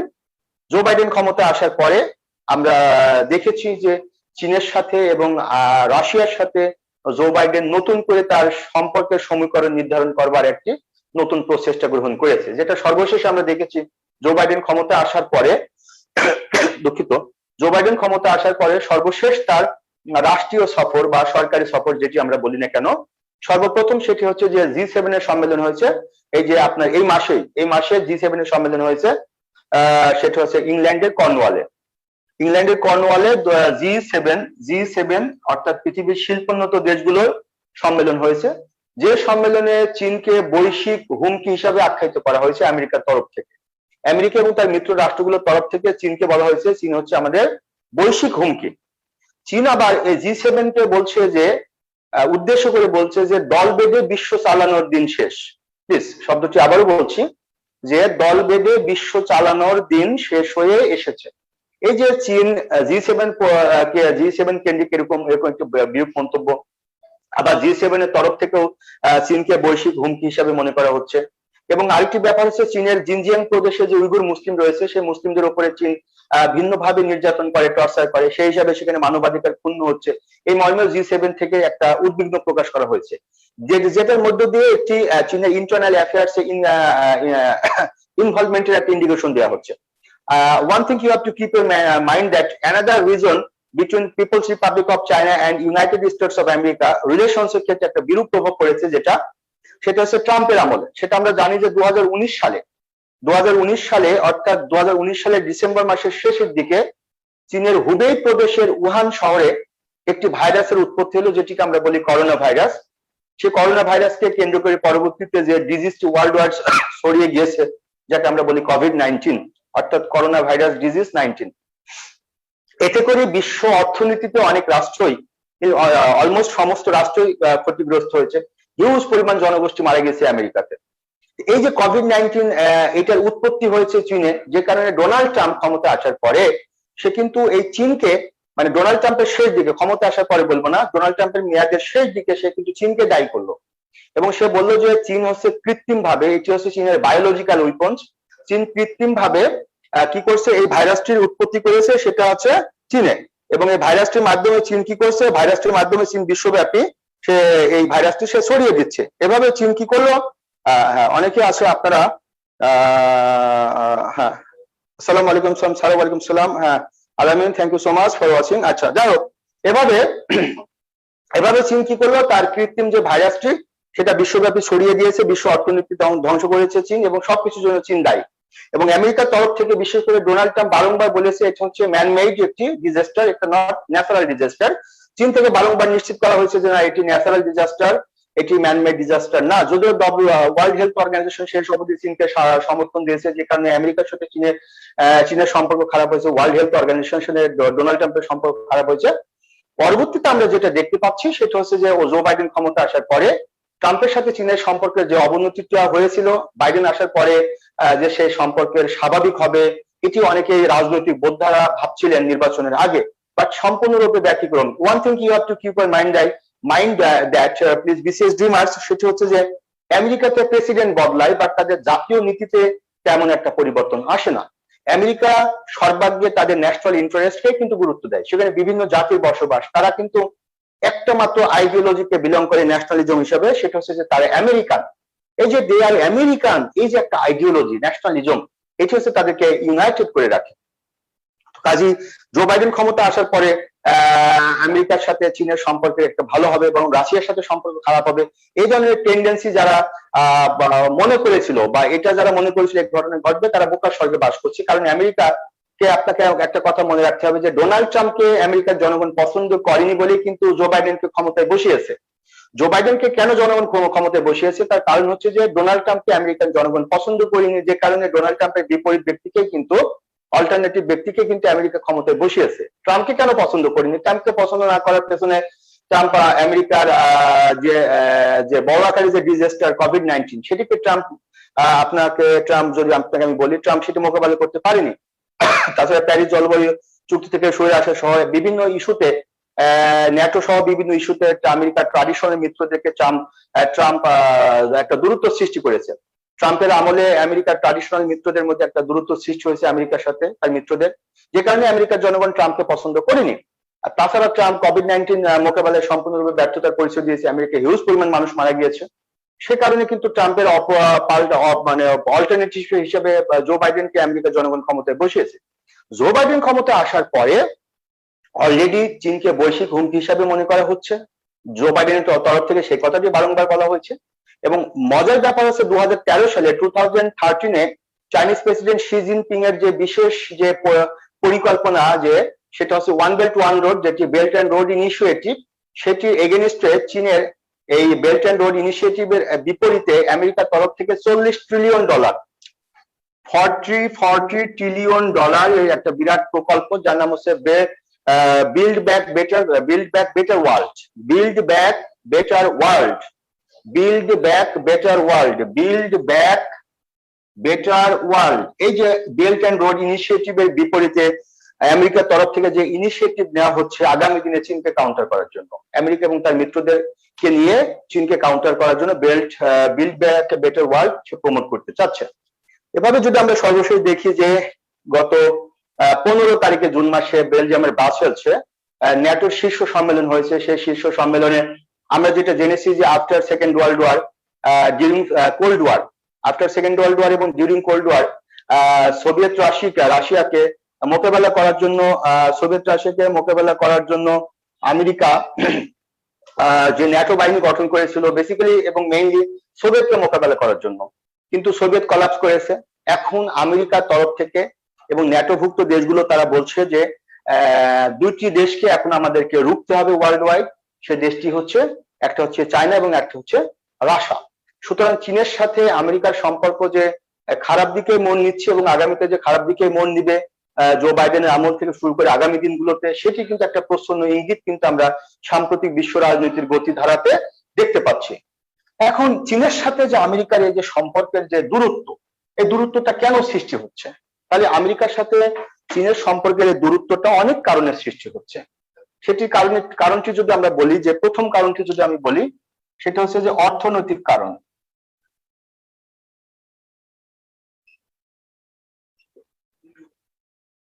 চীনের সাথে আমেরিকার যে সম্পর্কের যে দূরত্ব, সে দূরত্বটা তৈরি হচ্ছে অর্থনৈতিক কারণে। কারণ 2030 সাল নাগাদ, আমি আবারও আপনাদেরকে বলছি, 2030 সাল নাগাদ আমেরিকার অর্থনীতিকে চীনের অর্থনীতি বিশ্বব্যাপী ছড়িয়ে যাবে, যেটা আমেরিকার একটা বড় ভয়ের কারণ হচ্ছে এটা। কারণ আমেরিকা টিল নাও বিশ্বের অর্থনৈতিক দিক থেকে সে বৃহত্তম অর্থনৈতিক দেশ। অর্থনীতি এমন একটা শক্তি, যে শক্তি বিশ্বের সমস্ত শক্তিকে পরিচালনা করে। বলা হয়ে থাকে অর্থনীতি সমর নীতিকে পরিচালনা করে। দেখেন আজকে দ্বিতীয় বিশ্বযুদ্ধের পরে কোল্ড ওয়ার চলাকালীন সোভিয়েত কেন কলাপস করেছিল? সোভিয়েতের মিলিটারি পাওয়ার, তার টেকনোলজিক্যাল পাওয়ার আমেরিকার তুলনায় কি কম ছিল? Certainly not. স্পেস রেস থেকে শুরু করে মিলিটারি রেস, সব দিক থেকে সোভিয়েত এগিয়ে গিয়েছিল। বাট সোভিয়েতের অর্থনৈতিক দৈন্যদশা বা অর্থনৈতিক দিক থেকে আমেরিকার সমকক্ষ সোভিয়েত ছিল না। That is Y ultimately Soviet collapse করেছে। তাহলে চীন যেভাবে অর্থনৈতিক দিক থেকে এগিয়ে যাচ্ছে, এই যে এগিয়ে যাওয়াটা চীনে থেমে থাকবে না। বিকজ আমি আপনাদেরকে একটা ইন্টারেস্টিং ঘটনা বলি। আপনারা জানেন যে আমরা ফার্স্ট ইন্ডাস্ট্রিয়াল রেভলিউশন আমরা পার হয়ে এসেছি, সেকেন্ড ইন্ডাস্ট্রিয়াল রেভলিউশন পার হয়ে এসেছি, থার্ড ইন্ডাস্ট্রিয়াল রেভলিউশন পার হয়েছে। রাইট নাও আমরা ফোর্থ ইন্ডাস্ট্রিয়াল রেভলিউশন আছি, আমরা চতুর্থ শিল্প বিপ্লবের যুগে আছি। এই চতুর্থ শিল্প বিপ্লব বা ফোর্থ ইন্ডাস্ট্রিয়াল রেভলিউশনের যুগে আগামীতে মানুষের কর্মদক্ষতা বা মানুষের সংশ্লিষ্টতা তেমন ইম্পর্টেন্ট হবে না। টোটালি উৎপাদন প্রক্রিয়া থেকে শুরু করে সবকিছুতে আপনার প্রযুক্তি নির্ভর হয়ে যাবে, এবং যেটি রোবট নিয়ন্ত্রিত এবং উন্নত প্রযুক্তির যন্ত্র দ্বারা চালিত উৎপাদন ব্যবস্থার দিকে আমরা ধাবিত হব। চীন already once upon a time চীন ছিল এক সন্তান নীতিতে বিশ্বাসী, অর্থাৎ একের অধিক সন্তান যদি কোনো কাপল গ্রহণ করত তাহলে সেই কাপলকে রাষ্ট্রীয়ভাবে পানিশমেন্ট দেওয়া হতো। তারপরে চীন আবার 2 সন্তান নীতি গ্রহণ করলো। সর্বশেষ আমরা জেনেছি চীনের প্রেসিডেন্ট শি জিনপিং এর একটা বৈশিষ্ট্য হচ্ছে তিনি আজীবন প্রেসিডেন্ট। তো এই ধরনের একজন চাইনিজ লিডার যিনি চাইনিজ ন্যাশনালিজমকে প্রমোট করতে চায়, চীনের চাইনিজ সুপ্রিমেসিকে প্রমোট করতে চায়, সেই ন্যাশনাল লিডার যদি আজীবন ক্ষমতায় থাকে, অর্থাৎ মৃত্যু অবধি ক্ষমতায় থাকে, মৃত্যুর আগ পর্যন্ত, তাহলে এটা চীনের জন্য একটা ভালো সংবাদ। সরি। তো একটা পর্যায়ে চাইনিজ প্রেসিডেন্ট শি জিনপিং চীনকে অনুমতি দিচ্ছে চীনের জনগণকে যে 3 সন্তান গ্রহণ করতে। কেন 3 সন্তান নীতিতে চীন চলে এসেছে? তার কারণ চীনের যে কর্মক্ষম জনগোষ্ঠী আস্তে আস্তে কমে যাচ্ছে, চীনের মানুষগুলো আস্তে আস্তে বয়স্ক হয়ে যাচ্ছে, বৃদ্ধ হয়ে যাচ্ছে। তো 4th ইন্ডাস্ট্রিয়াল রেভলিউশনের সাথে অ্যাডাপ্ট করার মতো যে হিউজ পপুলেশন বা পপুলেশন থাকার দরকার, সেই পপুলেশনের সংখ্যা কমে যাচ্ছে। এই জন্য চীন আস্তে আস্তে যুবক শ্রেণীর সংখ্যা বাড়াতে চাচ্ছে, এবং 4th ইন্ডাস্ট্রিয়াল রেভলিউশনটা যদি চীন তার ক্যাপচারে নিতে পারে, যদি কোপ করতে পারে, তাহলে চীনের যে ইকোনমিক গ্রোথ, চীনের যে ইকোনমিক ডেভেলপমেন্ট, এটা কিন্তু আরো বেশি ছড়িয়ে যাবে, যেটা চীন কিন্তু ওয়ার্ল্ড ওয়াইড সে ডমিনেশন করতে পারবে। চীনের একটা বড় মহাপরিকল্পনা আছে বেল্ট অ্যান্ড রোড ইনিশিয়েটিভ, প্রায় 59 থেকে 61 কান্ট্রিকে কানেক্টিভিটি করা। এই যে কানেক্টিভিটির মধ্য দিয়ে চীন তার ডেভেলপমেন্টকে আরো বেশি ত্বরান্বিত করতে যাচ্ছে। তো চীন হচ্ছে ধ্রুপদী সমাজ সাম্যবাদ ব্যবস্থাকে সে প্রমোট করার জন্য সেই 1949 কমিউনিজম গ্রহণ করেছিল চীন। সেই চীন সেখান থেকে সরে এসে পুঁজিবাদ এবং সমাজতন্ত্রের মিশ্র ধারায় চীনকে একটা জায়গায় নিয়ে যাচ্ছে বর্তমান চাইনিজ লিডার। তো এটি কিসের ইন্ডিকেশন দিচ্ছে? সে আমাদের মহামতি লেনিনকে স্মরণ করিয়ে দিচ্ছে, the highest stage of capitalism is imperialism. তাহলে চীনের যে এই ক্যাপিটালিজম ব্যবস্থা, এটা চীনকে কোন দিকে নিয়ে যাচ্ছে? চীনকে যেদিকে নিয়ে যাচ্ছে সেটা হচ্ছে যে চীনকে চীনের আধিপত্য বিস্তার তৈরি হচ্ছে এই ঘটনার প্রেক্ষিতে। অর্থাৎ চীন আস্তে আস্তে আধিপত্য বিস্তার করছে। চীনের যে আধিপত্যবাদী চিন্তা ভাবনা, এটা আমেরিকা সহ পশ্চিমা দেশগুলোকে চরমভাবে বীতশ্রদ্ধ করছে চীনের উপরে। চীনের ইকোনমিক গ্রোথ, এটা কিন্তু আমেরিকার জন্য চরম এক ধরনের আতঙ্ক। এটা কিন্তু চীনের সাথে আমেরিকার সম্পর্কের অবনতি হওয়ার কারণ। এটা একটা গেল অর্থনৈতিক সম্পর্ক। এবার আসেন দ্বিতীয় কারণটির কথা যদি বলি, সেটা হচ্ছে বাণিজ্যিক কারণ। তাহলে আপনাদেরকে আমি আগেই বলেছি যে চীনের সাথে বাণিজ্যিক কারণ, চীনের সাথে আমেরিকার দ্বিপাক্ষিক সম্পর্কের খারাপ দিকটা হলো, খারাপ দিক বা অন্যতম খারাপ দিকের কারণ হচ্ছে যে চীন এবং আমেরিকার মধ্যে হিউজ ট্রেড ইমব্যালেন্স। অর্থাৎ আমেরিকা যে পরিমাণ এক্সপোর্ট করে চীনে, তার চেয়ে বেশি এক্সপোর্ট করে চীন আমেরিকাতে। তাহলে আমেরিকাতে চীন বেশি করে এক্সপোর্ট করে, আর আমেরিকা চীনে কম এক্সপোর্ট করে। এতে করে কি হয়? ব্যালেন্স অফ পেমেন্টে একটি বড় ঘাটতি দেখা দেয়। ইভেন ব্যালেন্স অফ ট্রেড, এটি একটা সমস্যার সৃষ্টি করে, যেটিকে বলা হচ্ছে ইমব্যালেন্স অফ ট্রেড সৃষ্টি হচ্ছে, অর্থাৎ বাণিজ্য ঘাটতি হচ্ছে। এভাবে চীনের সাথে আমেরিকার যে অর্থনৈতিক সমস্যা, চীনের সাথে আমেরিকার যে বাণিজ্যিক সমস্যা, এটা আগামী দিনে চীনের সাথে আমেরিকার সম্পর্ককে খারাপের দিকে মন নিচ্ছে। এরপরে আসেন সামরিক দিক থেকে। সামরিক কারণ, আমরা জানি যে বর্তমান বিশ্বে আমেরিকার লকহিড মার্টিনের তৈরি 5th জেনারেশনের জন্য যে জেট ফাইটার, যেটাকে বলা হয় ফাইটার 35, অলরেডি 5th প্রজন্মের অর্থাৎ 5ম প্রজন্মের যুদ্ধ বিমান চীন তৈরি করেছে, যেটা হচ্ছে J-20। হ্যাঁ, যেটা হচ্ছে J-20, অর্থাৎ এই যে J-20 যুদ্ধ বিমান চীন তৈরি করেছে, যেটি আমেরিকার ঠিক 35কে কাউন্টার দিতে পারছে। তাহলে সামরিক সক্ষমতায় অন্তত আমেরিকার সক্ষমতার পুরোপুরি চীন আসতে পারেনি, বাট চীন কিন্তু কাছাকাছি চলে এসেছে। এরপর যদি আমরা দেখি চীনের নৌবাহিনীর দিক থেকে, চীনের নৌবাহিনীকে বলা হয় ব্লু ওয়াটার নেভি, হিউজ পরিমাণ নৌবাহিনী। তারপর ল্যান্ড ফোর্সের দিক থেকে চীন হচ্ছে লার্জেস্ট ল্যান্ড ফোর্সের দেশ হচ্ছে চীন। সো এটিকেও কিন্তু আমেরিকাকে ভাবিয়ে তুলছে। চীনের সাথে 14টি দেশের সীমান্ত রয়েছে। চীন তার দেশগুলোর সাথে, তার সীমান্তবর্তী দেশগুলোর সাথে এক ধরনের ব্যালেন্স সম্পর্ক রাখছে। আর চীনের যে মিলিটারি, বিশেষ করে চীন আস্তে আস্তে তার এয়ারক্রাফট ক্যারিয়ারের সংখ্যা বাড়াচ্ছে, এবং চীন রাশিয়ার কাছ থেকে S-400 মিসাইল ডিফেন্স সিস্টেম, যেটি এবং পরবর্তীতে S-500 মিসাইল ডিফেন্স সিস্টেম যেটি রাশিয়া তৈরি করছে, যেটা পঞ্চম প্রজন্মের, সেটা রাশিয়া চীনকে প্রোভাইড করবে। কারণ অন্তত গ্লোবাল পলিটিক্স এর যে নিউ পোলারাইজেশন এবং বিশেষ করে প্যাসিফিক রিজিয়নে যে পলিটিক্স আমরা দেখতে পাচ্ছি, সে পলিটিক্সে রাশিয়াকে যদি কাউন্টার করতে চায় আমেরিকা এবং চীনকেও যদি কাউন্টার করতে চায় আমেরিকা, তাহলে আপনাকে মনে রাখতে হবে রাশিয়ার সাথে চীনের একটি স্ট্র্যাটেজিক একটা অ্যালায়েন্স তৈরি হবে।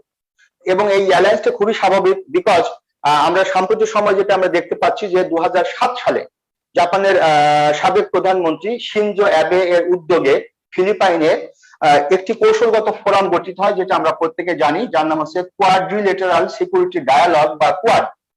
এবং সেটি ডোনাল্ড ট্রাম্পের আমলে 2017 সালে কোয়াডকে প্রমোট করা হয়। এবং রাইট নাও আমরা শুনতে পাচ্ছি, দেখতে পাচ্ছি যে আমেরিকা, অস্ট্রেলিয়া, জাপান এবং ইন্ডিয়াকে কেন্দ্র করে যে কোয়াড নামক যে অ্যালায়েন্স তৈরি হয়েছে, এটিকে যদিও তারা বলছে একটি কৌশলগত ফোরাম, কিন্তু না, এটিকে বলা হচ্ছে এশিয়ান ন্যাটো। অর্থাৎ চীনকে কাউন্টার করার জন্য এশিয়া প্যাসিফিক রিজিয়নে কোয়াডকে তারা একটা মিলিটারি অ্যালায়েন্স তৈরি করতে চাচ্ছে এই 4টি রাষ্ট্র, অস্ট্রেলিয়া, জাপান, ভারত এবং আমেরিকার নেতৃত্বে 4টি রাষ্ট্র। এই মিলিটারি অ্যালায়েন্সটা কাজটা কি? সেটা হচ্ছে চীনকে কাউন্টার করা, রাশিয়াকে কাউন্টার করা। ডেফিনেটলি সেই কারণে রাশিয়ার সাথে চীনের একটি মিলিটারি অ্যালায়েন্স তৈরি হবে, এটা খুবই একেবারে নর্মাল বিষয়। সে কারণে চীন আস্তে আস্তে তার মিলিটারি পাওয়ারকে ইনক্রিজ করছে, যেহেতু তার ইকোনমিক গ্রোথ তৈরি হচ্ছে, সুতরাং আস্তে আস্তে সে তার মিলিটারি পাওয়ারকে বাড়াচ্ছে। চীন আস্তে আস্তে তার ল্যান্ড ফোর্সকে শক্তিশালী করছে, নেভাল ফোর্সকে শক্তিশালী করছে। এরপরে চীন আস্তে আস্তে তার এয়ারফোর্সকে শক্তিশালী করছে। চীনের কাছে যে মিসাইল গুলো রয়েছে, অন্তত আমেরিকার সাথে চীনের যদি কোনো কনফ্লিক্ট হয়, ইন দ্যাট কেস আমেরিকার ক্ষতিটা হবে বেশি। কারণ আমেরিকা প্রশান্ত আটলান্টিকের মাঝামাঝি থেকে যখন প্রশান্ত মহাসাগরের দক্ষিণ এশিয়াতে বা দক্ষিণ পূর্ব এশিয়াতে চাইনিজ স্বার্থে যখন আমেরিকা আঘাত করবে, তখন চীনের কাছে যে মিসাইল গুলো রয়েছে, বিশেষ করে তার মিডিয়াম রেঞ্জের যে মিসাইল গুলো আছে, সেই মিসাইল গুলো দিয়ে খুব সহজেই দক্ষিণ কোরিয়া এবং জাপানের কাদেনাতে আমেরিকার যে এয়ার বেস গুলো রয়েছে, সহজে চীন কিন্তু অ্যাটাক করতে পারছে। আমেরিকার ক্ষতিটা বেশি হচ্ছে। আরেকটি কথা হচ্ছে যে আপনারা মনে রাখবেন যে আমেরিকা যেমন 1945-এ সে তার অ্যাটমিক উইপন্সের প্রথম অ্যাপ্লিকেশন করেছে। ইনফ্যাক্ট সে অ্যাটমিক উইপন্সের অধিকারী, ইনফ্যাক্ট সে নিউক্লিয়ার উইপন্সের অধিকারী, হাইড্রোজেন বোমার অধিকারী। চীনও কিন্তু 1964 সালে সে পরমাণু অস্ত্রের অধিকারী হয়েছে। তাহলে চীন এবং আমেরিকা দুটো কিন্তু পরমাণু শক্তির অধিকারী। সো চীন যদি আমেরিকাকে অ্যাটাক করে, ডেফিনেটলি চীনও কিন্তু আমেরিকাকে অ্যাটাক করতে পারবে। এর হচ্ছে একটা বিষয়। তারপরে হচ্ছে চীনের কাছে যে এন্টিশিপ ব্যালিস্টিক মিসাইল গুলো রয়েছে, যেগুলো খুব সহজে আমেরিকার নেভাল ফোর্সকে প্রতিহত করতে পারবে। সাইবার যুদ্ধ যদি বাদে চীনের সাথে আমেরিকা, সেক্ষেত্রে চীন এবং আমেরিকা দুজনই প্রায় সমান সমান অবস্থায় আছে। চীনের ইন্টারনেটের সংখ্যা বেশি, ব্যবহারের সংখ্যা বেশি, চীন কিন্তু প্রযুক্তির দিক থেকে এগিয়ে গিয়েছে।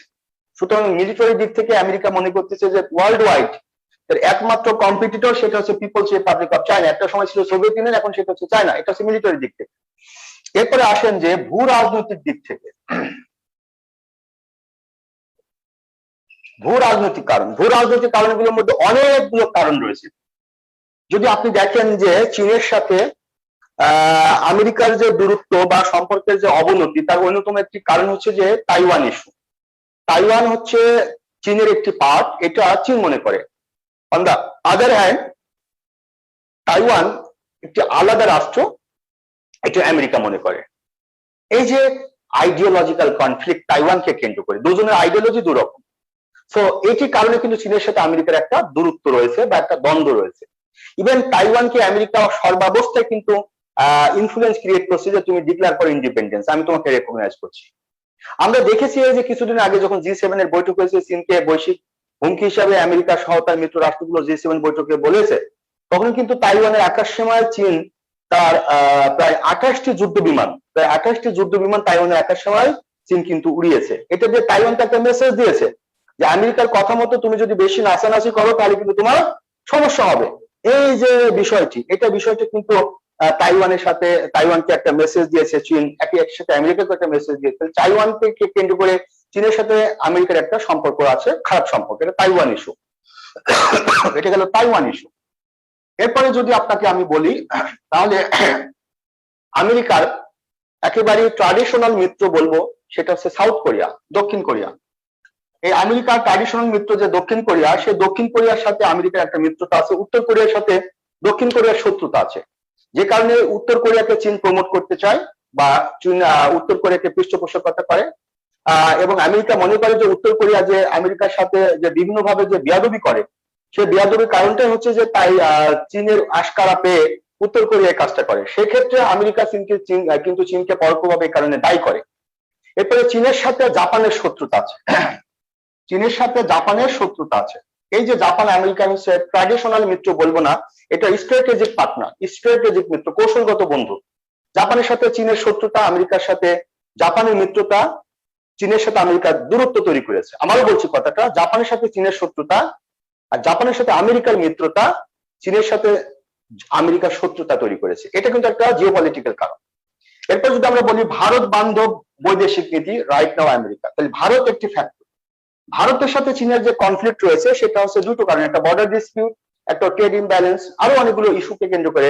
আপনার কাশ্মীর ইস্যু আছে, যেটি বলা হচ্ছে গালওয়ান ইস্যু, গালওয়ান উপত্যকা অঞ্চল, তারপরে হচ্ছে অরুণাচল ইস্যু আছে, ভুটানের ডোকলাম আছে, অনেকগুলো ইস্যুতে সেভেন সিস্টার্স কে চীন মদত দেয় সেপারেট হতে ইন্ডিয়ার মেইনল্যান্ড থেকে। এগুলো কারণে ভারতের সাথে চীনের একটা কনফ্লিক্ট আছে। আপনারা জানেন যে রাইট নাও একেবারে ইন রিসেন্ট টাইম ভারতের সাথে আমেরিকার basic exchange and cooperation agreement, যেটিকে বলা হয় BECA, basic exchange and cooperation agreement হয়েছে, যে কারণে ভারতের সাথে আমেরিকার একটা সম্পর্ক তৈরি হয়েছে।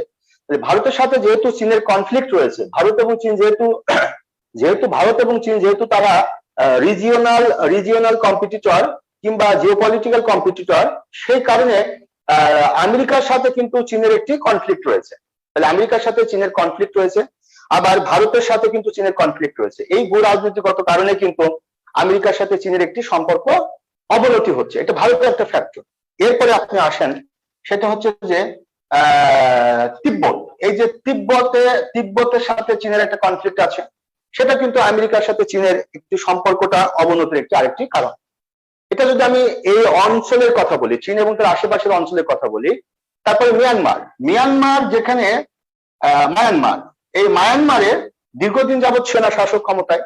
কিছুদিন আগে সেখানে অং সান সু চির দল ক্ষমতা ছিল, পরবর্তীতে 2021 সালের 1 ফেব্রুয়ারি সেখানে মিলিটারি কু হয়েছে।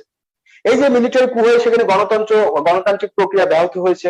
এতে করে মার্কিন যুক্তরাষ্ট্র ও পশ্চিমা রাষ্ট্রগুলো যেখানে মিয়ানমারের উপরে বিভিন্নভাবে ইকোনমিক স্যাংশনস থেকে শুরু করে বিভিন্ন স্যাংশনস আরোপ করছে, সেখানে চীন মিয়ানমারকে প্রমোট করছে, চীন মিয়ানমারকে সাপোর্ট দিচ্ছে। ইনফ্যাক্ট চীন বলছে যে মিয়ানমারে কোনো সামরিক কু হয়নি, এটি হয়েছে মাত্র সেখানে যেটা হয়েছে সেটা হচ্ছে যে মন্ত্রিসভার একটি রদবদল। তাহলে কিভাবে মিয়ানমারকে চীন সমর্থন দিচ্ছে, এটি কারণে আমেরিকার সাথে চীনের একটি দূরত্ব তৈরি হচ্ছে। তারপর যদি আমরা বলি বাংলাদেশ ইস্যু, তাহলে বাংলাদেশ ইস্যু কিন্তু আমেরিকার সাথে চীনের সম্পর্কে দূরত্বের একটি কারণ। যদিও বাংলাদেশ ভৌগোলিকভাবে বে অফ বেঙ্গলের পাশে খুব কৌশলগত জায়গায় রয়েছে এবং বাংলাদেশ বর্তমানে একটি ব্যালেন্সিং পররাষ্ট্র নীতি অনুসরণ করছে, চীন কেন্দ্রিক, আমেরিকা কেন্দ্রিক, ভারত কেন্দ্রিক, নিজের স্বার্থের জন্য। সুতরাং এই বাংলাদেশের উপরে একটা প্রভাব বিস্তার করে আমেরিকারও একটা টেন্ডেন্সি, চীনেরও একটা টেন্ডেন্সি, যে কারণে কিন্তু চীনের সাথে আমেরিকার একটা দূরত্ব তৈরি হচ্ছে। শ্রীলঙ্কার হামবান্তটা অলরেডি চীন 99 বছরের জন্য, তাহলে বাংলাদেশ, তারপরে শ্রীলঙ্কার হামবান্তটা অলরেডি চীন 99 বছরের জন্য লিজ নিয়েছে এবং বলা হয়ে থাকে চীন সেখানে একটা মিলিটারি বেজ স্থাপন করেছে বা করবে, যেটা টোটাল ইন্ডিয়ান ওশিয়ান সে কন্ট্রোল করতে পারবে। আর শ্রীলঙ্কার পাশে আছে ইন্ডিয়াকে সহজে চীন ক্যাপচার করতে পারছে। তার পার্শ্ববর্তী আফ্রিকার দেশ সেটা হচ্ছে যে জিবুতি, সে জিবুতিতে প্রথমবারের মতো কিন্তু চীন কি করেছে, তার মিলিটারি বেজ স্থাপন করেছে জিবুতিতে। তাহলে এই জিবুতিতে মিলিটারি বেজ স্থাপন করা মানে জিবুতি এবং ইয়েমেনের মাঝখানে যে স্ট্রেট অফ বসফরাস, যেটি রেড সি এবং gulf of Aden, red sea এবং যেটিকে বলা হয় গালফ অফ এডেন উপসাগরকে যুক্ত করেছে। তাহলে চীনের যে কৌশলগত একটা জায়গায় অবস্থান জিবুতিতে, তাতে করে কি করছে, সে রেড সির উপরে এবং গালফ অফ এডেন এবং ইন্ডিয়ান ওশিয়ানে সে বড় একটা নিয়ন্ত্রণ নিতে পারছে। আবার একটু পরে যদি আমরা একটু উপর দিকে যাই, তাহলে সেটি অ্যারাবিয়ান সির পাশে যদি আমরা দেখি, সেটা হচ্ছে গালফ অফ ওমান এবং তারপর স্ট্রেট অফ হরমুজ, তারপরে যদি আমরা বলি পার্সিয়ান গালফ, অর্থাৎ হরমুজ প্রণালীতে পারস্য উপসাগর এবং ওমান উপসাগর এর পার্শ্ববর্তী যে হরমুজ প্রণালীর পার্শ্ববর্তী যে ইরানের সাথে অলরেডি চীনের সাম্প্রতিক সময়ে 25 বছর মেয়াদী একটি চুক্তি হয়েছে, যে কারণে চীন কিন্তু মিডল ইস্টেও কিন্তু ইরানের সাথে আমেরিকার একটা ট্র্যাডিশনালি শত্রুতা রয়েছে। এবং আপনি জানেন যে ইরানের সর্বশেষ নির্বাচিত প্রেসিডেন্ট ইব্রাহিম রাইসি, তিনি কিন্তু গতকালকে বলেছেন যে জো বাইডেনের সাথে কোনো বৈঠক নেই, স্পষ্ট বলে দিয়েছে। আবার ইরানের সাথে কিন্তু চীনের চুক্তি হচ্ছে, তার মানে চীনের সাথে আমেরিকার শত্রু রাষ্ট্রগুলোর যে এত বেশি সম্পর্ক তৈরি হচ্ছে, তাতে আমেরিকার সাথে চীনের সম্পর্কটাকে কিন্তু আরো বেশি অবনতি করছে। এরপর যদি আমরা দেখি যে পাকিস্তানের দাউদে চীনের একটা বড় ইনফ্লুয়েন্স রয়েছে, পাকিস্তানের সাথে চীনের একটি চায়না পাকিস্তান ইকোনমিক করিডোর যেটাকে বলে সিপিএসি, সেই পাকিস্তান কেন্দ্রিকও কিন্তু চীনের একটা বড় একটা প্রভাব রয়েছে। যে পাকিস্তান একটা সময় আমেরিকার ট্র্যাডিশনাল মিত্র ছিল, 2011 সালে 2 মে অপারেশন অ্যাবোটাবার মাধ্যমে ওসামা বিন লাদেনকে পাকিস্তান থেকে হত্যা করার পরে আমেরিকার সাথে পাকিস্তানের সম্পর্কটা আগের মতো ভালো না। এখন চীনের সাথে পাকিস্তানের সম্পর্কটা ভালো হচ্ছে। আমরা গত দুদিন আগে যদি দেখি, ইমরান খান বলছেন যে পাকিস্তানে কোনো ঘাঁটি ব্যবহার করতে দেওয়া হবে না আমেরিকার জন্য, যে আফগানিস্তান কন্ট্রোল করার জন্য। তাহলে এই যে পাকিস্তান একটা ইস্যু, তারপরে আপনার জিবুতি একটা ইস্যু, আগে বলেছি শ্রীলঙ্কা একটা ইস্যু। এই যে এটা গেল হচ্ছে এই অঞ্চলের ভূ রাজনৈতিক যে কারণগুলো, তার সাথে সেটা চীনের সাথে আমেরিকার দ্বন্দ্বের কারণগুলো। এটা গেল আমরা ভূখণ্ড কেন্দ্রিক। এরপরে যদি আপনি দেখেন, সেটা হচ্ছে যে আফগানিস্তানে কিন্তু আস্তে আস্তে আমেরিকা তার ইনফ্লুয়েন্স কিন্তু আস্তে হারিয়ে ফেলছে, এবং আফগানিস্তানে আস্তে আস্তে চীন তার ইনফ্লুয়েন্স ক্রিয়েট করছে। এরপর যদি আমরা দেখি যে জলরাশির কথা যদি বলি, সাউথ চায়না সি, দক্ষিণ চীন সাগর। দক্ষিণ চীন সাগর হচ্ছে পৃথিবীর সবচেয়ে বড় সাগর, এবং আগামী দিনে দক্ষিণ চীন সাগরকে কেন্দ্র করে, দক্ষিণ চীন সাগরে এত বেশি ন্যাচারাল রিসোর্সেস রয়েছে যার উপরে চীন তার একক আধিপত্য বিস্তার করতে চাচ্ছে। আর দক্ষিণ চীন সাগর প্রশান্ত মহাসাগরের মধ্যে, এই দক্ষিণ চীন সাগর প্রশান্ত মহাসাগরের মধ্যে আমেরিকার অনেক মিত্র রাষ্ট্রগুলো রয়েছে। এ কারণে কিন্তু চীনের একক আধিপত্য বিস্তারে আমেরিকার মিত্র রাষ্ট্রগুলোকে ক্ষুব্ধ করছে চীনের প্রতি। দক্ষিণ চীন সাগর কথা যদি বলি, আমরা যদি ইন্ডিয়ান ওশিয়ান অর্থাৎ ভারত মহাসাগরের কথা বলি, আমরা যদি প্রশান্ত মহাসাগরের কথা বলি, এই সমস্ত জলরাশির উপরে চীনের যে প্রভাব, এটি আমেরিকা কোনোভাবে ভালোভাবে নিচ্ছে না। কারণ এই সমস্ত জলরাশির উপরে কিন্তু আমেরিকা প্রভাব বিস্তার করতে চায়, যেটা চীন সে প্রভাব বিস্তার করতে যাচ্ছে। তাহলে আমেরিকার সাথে চীনের অর্থনৈতিক দ্বন্দ্ব, বাণিজ্যিক দ্বন্দ্ব, সামরিক দ্বন্দ্ব, ভূ রাজনৈতিক দ্বন্দ্ব এবং অন্যান্য যে দ্বন্দ্বগুলো রয়েছে, সেই দ্বন্দ্বগুলো নিঃসন্দেহে দুটা রাষ্ট্রের মধ্যে কোনো ভালো সম্পর্কের ইঙ্গিত দেয় না। বিশেষ করে যে উইঘুর যে বিষয়টি, উইঘুরের চীনের যে মানবাধিকার লঙ্ঘিত হচ্ছে, উইঘুর মুসলিমদের উপরে চীন নির্যাতন করছে, তার উপরে আমেরিকা চীনের প্রতি ক্ষুব্ধ হচ্ছে, যেটা 1997 সালে আমেরিকান তৎকালীন পররাষ্ট্রমন্ত্রী ম্যাডিলিন অলব্রাইট তিনি চীন সফর করেছিলেন, এবং সেখানে মানবাধিকার পূর্ণ হচ্ছে তিব্বতীদের উপরে, উইঘুর মুসলিমদের উপরে। এটি আমেরিকা চীনকে বিশ্বব্যাপী একটা কোণঠাসা করার চেষ্টা করছে এই সমস্ত ইস্যুতে বিশ্বব্যাপী। এবং শুধু তাই নয়, আমেরিকা তার মিত্র রাষ্ট্রগুলোকে নিয়ে আরেকটি মজার ব্যাপার আপনাদেরকে আমি বলি, সেটা হচ্ছে যে এই যে কোয়াডকে বলা আছে এশিয়ান ন্যাটো, এটি একটাই কারণ, সেটা হচ্ছে যে চীনকে মোকাবেলা করা। এবং চীন এটা খুব ভালো মতোই বুঝছে বলে কিন্তু আপনারা জানেন, অতি সম্প্রতি চাইনিজ অ্যাম্বাসেডর বাংলাদেশে নিযুক্ত, তিনি বলেছেন যে কোয়াডে যদি বাংলাদেশ অংশগ্রহণ করে তাহলে বাংলাদেশের সাথে চীনের সম্পর্কের অবনতি হবে। অর্থাৎ বাংলাদেশের joining Quad Sino Bangladesh effect Sino Bangladesh relations, বাংলাদেশের joining Quad effect Sino Bangladesh relations, অর্থাৎ চায়না এবং বাংলাদেশের সম্পর্কের উপর একটা এফেক্ট পড়বে যদি বাংলাদেশ কোয়াডে যুক্ত। তাহলে দেখেন কোয়াড কতটা চীন বিরোধী, এবং কোয়াডের আলটিমেট টার্গেটটা কি। এবং দেখেন সেই কোয়াডকে আমেরিকা প্রমোট করতে চাচ্ছে আগামীতে, এবং এইটা যদি ঘটনা ঘটে তাহলে আগামীতে আমেরিকার সাথে চীনের সম্পর্কের একটা দূরত্ব সৃষ্টি হবে। Few days ago, Mr. Vladimir Putin, Honorable President Russian Federation, he was asked, is there any possibility to form a military alliance between People's Republic of China and Russian Federation? Mr. Putin answered no. But after a few days, he again asked. In that case, after that, he replied yes. তার মানে পুতিনের সাথে চীনের যে একটা strategic একটা military alliance তৈরি হবে, এটা খুব সহজে বোঝা যাচ্ছে। আপনি যদি দেখেন যে গ্লোবাল পলিটিক্সের যে নিউ পোলারাইজেশন, সেটা হচ্ছে আমেরিকা এবং চীন তারা গ্লোবাল কম্পিটিটর, রাশিয়া এবং আমেরিকা একে অপরের গ্লোবাল কম্পিটিটর, ওয়ান্স আপন আ টাইম তারা আইডিওলজিক্যাল কম্পিটিটর। ভারত এবং চায়না একে অপরের রিজিয়নাল কম্পিটিটর। এই সমস্ত কারণে চীনের সাথে আমেরিকার সম্পর্কের একটা দ্বন্দ্ব শুরু হয়েছে। এই দ্বন্দ্বটা শেষ অবধি কোথায় গিয়ে ঠেকবে? এই দ্বন্দ্বটা শেষ পর্যন্ত যেখানে গিয়ে ঠেকবে, সেটাকে বলা হচ্ছে নিউ কোল্ড ওয়ার, অর্থাৎ কোল্ড ওয়ার 2। তাহলে আমরা আগামী দিনে বিশ্বব্যাপী বিশ্ব অর্থনীতি, বিশ্ব বাণিজ্য ব্যবস্থা, বিশ্ব রাজনৈতিক ব্যবস্থা, বিশ্ব ভূ রাজনৈতিক ব্যবস্থা সবগুলোকে নিয়ন্ত্রণ করবার জন্য চীনের সাথে আমেরিকার যে দ্বৈরথ শুরু হয়েছে, যে যুদ্ধ শুরু হয়েছে, সেই যুদ্ধটা একটা পর্যায়ে বড় আকার ধারণ করবে। এবং ইন্টারেস্টিং ব্যাপার হচ্ছে যে আমরা 4th ইন্ডাস্ট্রিয়াল রেভলিউশনে চলে এসেছি। এই সময়ে আপনার জ্ঞান বিজ্ঞান প্রযুক্তির যথেষ্ট উন্নতি হচ্ছে। অলরেডি আপনি জানেন যে গ্রেট ব্রিটেন অর্থাৎ ব্রিটেন তারা কিন্তু তাদের মিলিটারি পার্সোনেল আস্তে আস্তে রিডিউস করার সিদ্ধান্ত নিয়েছে, এবং তারা আস্তে আস্তে তারা ড্রোনের দিকে যাচ্ছে, তারা রোবটের দিকে যাচ্ছে। চীন কিন্তু অলরেডি রাশিয়ার সাথে একতাবদ্ধ হয়ে হাইপারসোনিক উইপন্স তৈরি করছে। এবং সর্বশেষ আমরা জানি স্পেস রেস, যেটা আমেরিকার সাথে চীনের সোভিয়েতের হয়েছিল, সেই রেস কিন্তু চীনের সাথে শুরু হয়েছে। চীন কিন্তু মহাকাশে তার স্টেশন নির্মাণ করেছে। এইভাবে চীনের সাথে আমেরিকার যে space race, economic race, military race, বাণিজ্যিক রেস এবং ওয়ার্ল্ড ওয়াইড তাদের যে কম্পিটিশন, নিঃসন্দেহে এটা কোনো শুভকর কোনো সংবাদ না। বিশেষ করে দুই পরাশক্তিধর রাষ্ট্রের মধ্যকার যে কোনো দ্বন্দ্ব বা সংঘাত নিঃসন্দেহে বিশ্ব শান্তি এবং নিরাপত্তাকে বিঘ্নিত করবে। অন্তত দুইটি বিশ্বযুদ্ধ আমাদের সেই ইঙ্গিতটি কিন্তু দিয়েছে, যেটা আমরা কোনোভাবে প্রত্যাশা করি না বা কামনা করি না। তো ডিয়ার ভিউয়ার্স, চীনের সাথে আমেরিকান সম্পর্কের মাত্রা কোন দিকে, ভূ রাজনৈতিক ক্ষেত্রে কোন দিকে, অর্থনৈতিক দিক থেকে কোন দিকে, বাণিজ্যিক দিক থেকে কোন দিকে, আরো অন্যান্য দিক থেকে চীন, বাংলাদেশ, চীন, ভারত, চীন বা আমেরিকাকে কিভাবে দেখছে, আমেরিকা চীনকে কিভাবে দেখছে, এই সম্পর্কিত বিশদ আলোচনার একটি সারবস্তু আপনাদের সাথে আমি অল্প পরিসরে বলেছি।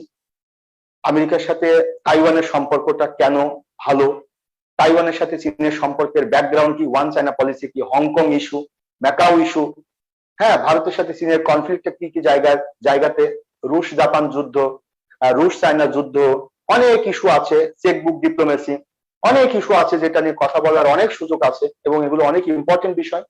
পর্যায়ক্রমে আপনাদের সাথে আমি আন্তর্জাতিক বিষয়গুলি লিখিত ক্লাসে আপনাদের সাথে কথাগুলো বলবো। আপনারা যারা আজকে আমার সাথে সম্পৃক্ত ছিলেন, প্রত্যেকের জন্য শুভকামনা রাখছি। বিশেষ ডিমার্সদের জন্য সর্বোচ্চ সার্ভিস দেওয়ার মহান ব্রত নিয়ে যাত্রা শুরু করেছে। এই অদম্য যাত্রায় আপনারা সঙ্গে থাকবেন। আপনাদের জন্য সবার জন্য দোয়া থাকবে, শুভকামনা থাকবে। ভালো থাকবেন, দেখা হবে অন্যদিন। আজকে এই পর্যন্তই। আসসালামু আলাইকুম।